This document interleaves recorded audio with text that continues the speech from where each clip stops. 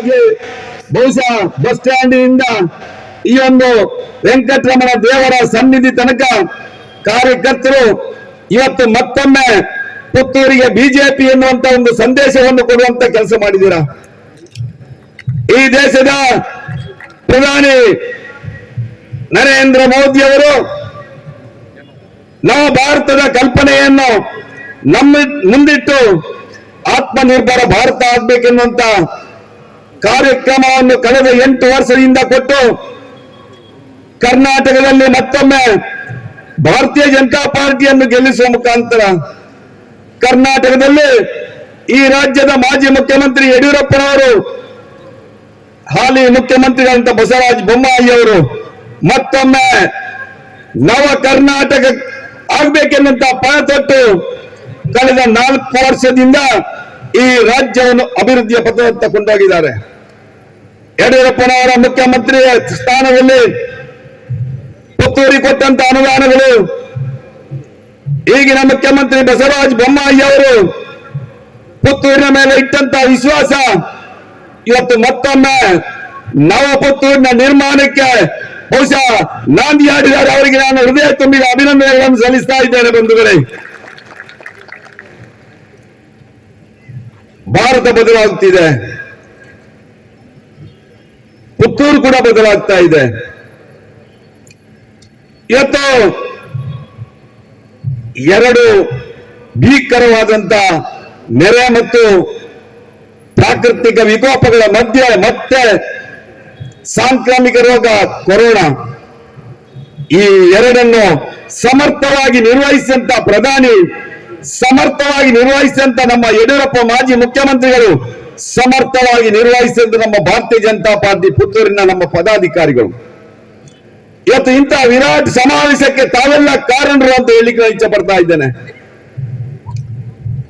ಈ ದೇಶದಲ್ಲಿ ಇವತ್ತು ಸಾಂಸ್ಕೃತಿಕ ಭಾರತ ಆಗ್ಬೇಕೆನ್ನುವಂತ ಕಲ್ಪನೆ ಅಡಿಯಲ್ಲಿ ಈ ದೇಶದ ಪ್ರಧಾನಿಯವರು ಈ ದೇಶದ ಶ್ರದ್ಧಾ ಬಿಂದುಗಳನ್ನು ಇವತ್ತು ಜಗತ್ತಿಗೆ ಪರಿಚಯಿಸುವಂತ ಕೆಲಸವನ್ನು ಮಾಡ್ತಾ ಇದ್ದಾರೆ.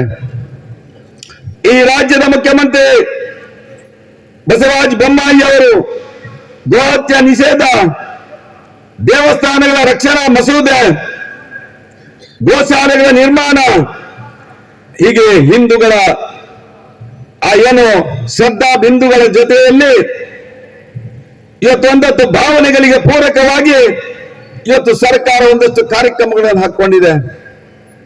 ನಮ್ಮ ಪುತ್ತೂರಿನಲ್ಲಿ ಇವತ್ತು ಎಲ್ಲ ದೇವಸ್ಥಾನ, ದೈವಸ್ಥಾನ, ನಾಗಸ್ಥಾನ, ಭಜನಾ ಮಂದಿರಗಳು ಎಲ್ಲವೂ ಇವತ್ತು ಅಭಿವೃದ್ಧಿಯಾಗುವ ಜೊತೆಯಲ್ಲಿ ಇವತ್ತು ಪ್ರತಿಯೊಬ್ಬ ಹಿಂದೂಯೂ ಕೂಡ ಆ ನೈತಿಕವಾಗಿ ಶ್ರದ್ಧಾ ಬಿಂದುಗಳ ಜೊತೆ ಇವತ್ತು ಆ ಧಾರ್ಮಿಕ ಶಿಕ್ಷಣವನ್ನು ಕೂಡ ಕೊಡುವಂತ ಕೆಲಸ ಆಗಿದೆ.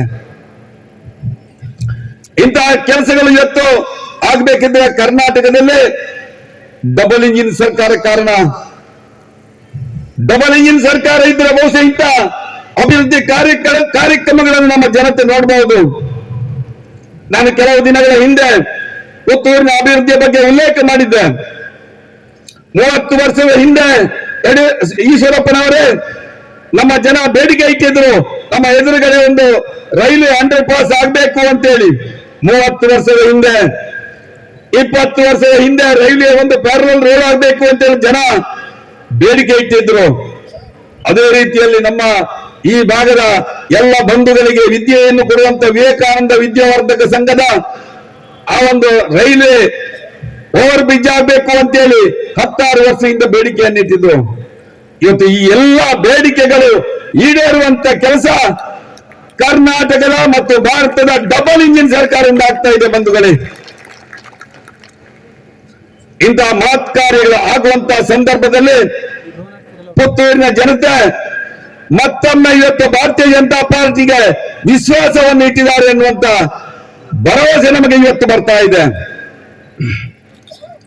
ಕೋವಿಡ್ ಸಂದರ್ಭದಲ್ಲಿ ಭಾರತೀಯ ಜನತಾ ಪಾರ್ಟಿಯ ಕಾರ್ಯಕರ್ತರು ಇವತ್ತು ಜನರ ಆರೋಗ್ಯ, ಜನರ ಪ್ರಾಣ ರಕ್ಷಣೆಗೆ ಪಣ ಕೊಟ್ಟು ರಾತ್ರಿ ಆಗಲು ದುಡಿದು ಕೋವಿಡ್ ಸೆಂಟರ್ಗಳನ್ನು ಆರಂಭ ಮಾಡಿ ಮಾಸ್ಕ್ಗಳನ್ನು ಕೊಟ್ಟು ಇವತ್ತು ಆಸ್ಪತ್ರೆಗಳಲ್ಲಿ ಆಕ್ಸಿಜನ್ ಪ್ಲಾಂಟ್ಗಳನ್ನು ನಿರ್ಮಾಣ ಮಾಡಿ ಆಸ್ಪತ್ರೆಗಳನ್ನು ಮೇಲ್ದರ್ಜೆ ಏರಿಸುವ ಮುಖಾಂತರ ಇವತ್ತು ಜಗತ್ತಲ್ಲಿ ಇವತ್ತು ಭಾರತದ ಆ ಒಂದು ಕೋವಿಡ್ ನಿರ್ವಹಣೆಗೆ ಬಹುಶಃ ಪುತ್ತೂರಿನ ನಮ್ಮ ಕಾರ್ಯಕರ್ತರುಗಳು ದೊಡ್ಡ ಕೊಡುಗೆಯನ್ನು ಕೊಟ್ಟಿದ್ದಾರೆ. ನಮ್ಮ ಅಧ್ಯಕ್ಷರಿದ್ದಾರೆ, ಬಹುಶಃ 75-80 ಸ್ಮಶಾನದಲ್ಲಿ ಆ ಕೋವಿಡ್ ಪೇಷಂಟ್ಗಳನ್ನು ಅಂತ್ಯ ಸಂಸ್ಕಾರ ಮಾಡುವ ಕೆಲಸವನ್ನು ಭಾರತೀಯ ಜನತಾ ಪಾರ್ಟಿ ಮಾಡಿದೆ. ಇಂಥ ಅದ್ಭುತವಾದಂತಹ ಕೆಲಸವನ್ನು ಮಾಡಿದಂತ ಭಾರತೀಯ ಜನತಾ ಪಾರ್ಟಿ ಅಭಿವೃದ್ಧಿಯಲ್ಲಿ ಬಹುಶಃ ಕಳೆದ 4 ವರ್ಷದಲ್ಲಿ ನೀವೆಲ್ಲ ನನಗೆ ಆಶೀರ್ವಾದ ಮಾಡಿ ಈ ಭಾಗದ ಜನಪ್ರತಿನಿಧಿಯನ್ನಾಗಿ ಆಯ್ಕೆ ಮಾಡಿದ ಮೇಲೆ 1 ವರ್ಷ 2 ತಿಂಗಳು ನಾವು ವಿರೋಧ ಪಾರ್ಟಿಯಲ್ಲಿದ್ದೆವು. ಕೆಲವು ಲಕ್ಷ ರೂಪಾಯಿ ನಮಗೆ ಅನುದಾನ ಬಂದಿತ್ತು. ನಾವು 3 ವರ್ಷ 10 ತಿಂಗಳು ಆಡಳಿತ ಮಾಡಿದಂತಹ ಸಂದರ್ಭದಲ್ಲಿ ಪುತ್ತೂರಿಗೆ 1,200 ಕೋಟಿ ಅನುದಾನ ಬಂದಿದೆ. ಆ ಅನುದಾನ ಬಹುಶಃ ನಿಮ್ಮ ಬೂತಿಗೆ ಬಂದಿದೆ, ನಿಮ್ಮ ಮನೆ ಬಾಗಿಲಿಗೆ ಬಂದಿದೆ, ನಿಮ್ಮ ಹಳ್ಳಿಗೆ ಬಂದಿದೆ. ಅಂತ ಅನುದಾನದಿಂದ ಇವತ್ತು ಸಿಸಿ ರೋಡ್ಗಳು, ಆ ಭಾಗದಲ್ಲಿ 24 ಗಂಟೆ ಕುಡಿಯುವ ನೀರು, ಆ ಭಾಗದಲ್ಲಿರುವಂತಹ ಶ್ರದ್ಧಾ ಕೇಂದ್ರಗಳ ಜೀರ್ಣೋದ್ಧಾರ ಅಭಿವೃದ್ಧಿ, ಆ ಭಾಗದಲ್ಲಿ ಇವತ್ತು ವಿಶೇಷವಾಗಿ ಶಾಲೆಗಳು, ಅಂಗನವಾಡಿಗಳು, ಮತ್ತೆ ದಕ್ಷಿಣ ಕನ್ನಡ ಜಿಲ್ಲೆಯಲ್ಲಿ ಇವತ್ತು ವೈಜ್ಞಾನಿಕವಾಗಿ ಹೇಗಿರ್ಬೇಕೆನ್ನುವಂತ ಸಂದೇಶ ಕೊಟ್ಟಂತ ಉದಾಹರಣೆ ಬಹುಶಃ ದಕ್ಷಿಣ ಕನ್ನಡ ಜಿಲ್ಲೆಯಲ್ಲಿದ್ರೆ ಅದು ಪುತ್ತೂರಿನಲ್ಲಿ ಮಾತ್ರ.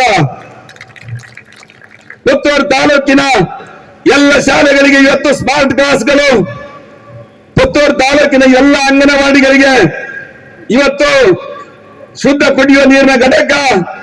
ಇದನ್ನು ಒಬ್ಬ ಶಾಸಕ ಇವತ್ತು ಬೇರೆ ಬೇರೆ ಇಲಾಖೆಯ ಅನುದಾನದಿಂದ ಮಾಡುವಂತ ಕೆಲಸ ಆಗಿದೆ.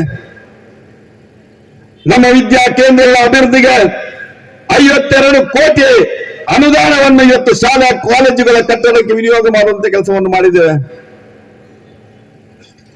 ವಿಶೇಷವಾಗಿ ಇವತ್ತು ಭಜನಾ ಮಂದಿರಗಳು, ಗರಡಿಗಳು, ಇವತ್ತು ನಮ್ಮ ಅಲ್ಲಿರುವಂತ ಬೇರೆ ಬೇರೆ ಸಾರ್ವಜನಿಕ ಭೂತಾರಾಧನೆ, ದೇವತಾರಾಧನೆ ಮಾಡುವಂತ ಆ ದೈವದ ಗುಡಿಗಳ ಅಭಿವೃದ್ಧಿ, ಅಲ್ಲಿಯ ಇಂಟರ್ಲಾಕ್ ಅಳವಡಿಕೆ ಒಂದು ಕ್ರಾಂತಿಯ ರೂಪದಲ್ಲಿ ಆಗಿದೆ ಅಂತೇಳಿ ಸಾರ್ವಜನಿಕರು ಇವತ್ತು ಒಬ್ಬ ಶಾಸಕರ ಮುಂದೆ ಹೇಳ್ತಾ ಇದ್ದಾರೆ.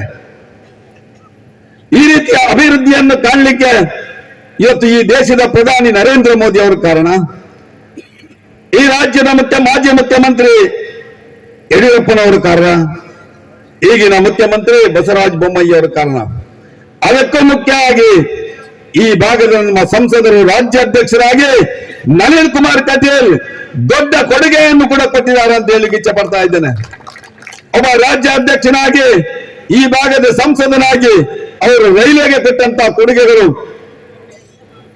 ಪುತ್ತೂರಿನ ಜನತೆಗೆ ಇವತ್ತು ಕುಡಿಯುವ ನೀರಿಗೆ ಕೊಟ್ಟಂತ ಕೊಡುಗೆ, ಪುತ್ತೂರಿನಲ್ಲಿ ಇವತ್ತು 50 ಕೋಟಿಯ ಆ ಬ್ರಿಡ್ಜ್ ಕಮ್ ಬ್ಯಾರೇಜಿನ ನಿರ್ಮಾಣ, ಪುತ್ತೂರಿನಲ್ಲಿ ಜಿಲ್ಲಾ ನ್ಯಾಯಾಲಯ ಸಂಕೀರ್ಣಕ್ಕೆ 50 ಕೋಟಿ, ಅದೇ ರೀತಿಯಲ್ಲಿ ನಗರಾಭಿವೃದ್ಧಿ ಇಲಾಖೆಯಿಂದ ನಗರೋತ್ಥಾನದಲ್ಲಿ 35 ಕೋಟಿ ರೂಪಾಯಿಯನ್ನು ಕೊಡಬೇಕಿದ್ರೆ ಅದಕ್ಕೆ ನಮ್ಮ ಸಂಸದರು ಕೂಡ ಕಾರಣ ಅಂತ ಹೇಳುವಂತ ಮಾತನ್ನು ಹೇಳ್ತಾ ಇದ್ದೇನೆ ಬಂಧುಗಳೇ. ಈ ರೀತಿಯಾಗಿ ಬಹುಶಃ ಇವತ್ತು ಪುತ್ತೂರಿನ ಅಭಿವೃದ್ಧಿಗೆ ವಿಶೇಷವಾಗಿ ನಮ್ಮ ಸಂಸದರ ಮುಖಾಂತರ ಕೂಡ ಅನುದಾನಗಳು ಬಂದಿದೆ.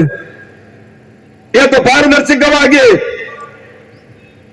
ಎಲ್ಲ ಸಮುದಾಯದವರನ್ನು, ಎಲ್ಲ ವಯೋಮಾನದವರನ್ನು ಸರ್ವರಿಗೆ ಸಮಪಾಲು, ಸರ್ವರಿಗೆ ಸಮಪಾಲು ಎನ್ನುವ ನೆಲೆಯಲ್ಲಿ ಇವತ್ತು ಅನುದಾನದ ಹಂಚಿಕೆ ಆ ಸಮಾನತೆಯ ಆಧಾರದಲ್ಲಿ ಇವ ನಾರವ ಎನ್ನದು, ಇವ ನಮ್ಮವ ಎನ್ನಿರಂತ ನೋಡುವಂತ ಕೆಲಸ ಕೂಡ ಸಂಜೀವ ಮಠಂದವರು ಮಾಡಿದರಂತ ಹೇಳುವಂತ ಒಂದು ನಂಬಿಕೆ ನನಗಿದೆ ಬಂಧುಗಳೇ. ಈ ರೀತಿಯಾಗಿ ಪುತ್ತೂರಿನ ಜನತೆ ಇವತ್ತು ಮತ್ತೊಮ್ಮೆ ನಮಗೆ ಆಶೀರ್ವಾದ ಮಾಡ್ತಾರೆ ಎನ್ನುವಂತ ಭರವಸೆ ಕೂಡ ಇಟ್ಟಿದ್ದೇವೆ ನಾವು. ಕರ್ನಾಟಕದಲ್ಲಿ ಮತ್ತೊಮ್ಮೆ ಬಿಜೆಪಿ ಎನ್ನುವಂತ ಗ್ಯಾರಂಟಿ ನಮಗಿದೆ. ಇವತ್ತು ಕಾಂಗ್ರೆಸ್ಸಿನ ಬ್ಯಾನರ್ ಅನ್ನು ನಾವು ನೋಡಬಹುದು. ಏನು ಗ್ಯಾರಂಟಿ? ಲವ್ ಜಿಹಾದ್ ಗ್ಯಾರಂಟಿ ಕಾಂಗ್ರೆಸ್ ಬಂದ್ರೆ, ಟಿಪ್ಪು ಜಯಂತಿ ಗ್ಯಾರಂಟಿ ಬಂಧುಗಳೇ, ಶಾದಿ ಭಾಗ್ಯ ಗ್ಯಾರಂಟಿ ಬಂಧುಗಳೇ. ಬಿಜೆಪಿ ಬಂದ್ರೆ ಹಿಂದೂಗಳು ಬದುಕುವುದು ಗ್ಯಾರಂಟಿ ಅಂತ ಹೇಳಿ ನಾನು ಇಚ್ಛೆ ಪಡ್ತಾ ಇದ್ದೇನೆ ಬಂಧುಗಳೇ. ಆ ರೀತಿಯ ಸಂದೇಶವನ್ನು ಇಲ್ಲಿಂದ ಕೊಡಬೇಕು ಅಂತ ತಮ್ಮಲ್ಲಿ ವಿನಂತಿಸಿ ನನ್ನ ಮಾತನ್ನು ಜೈ ಹಿಂದ್.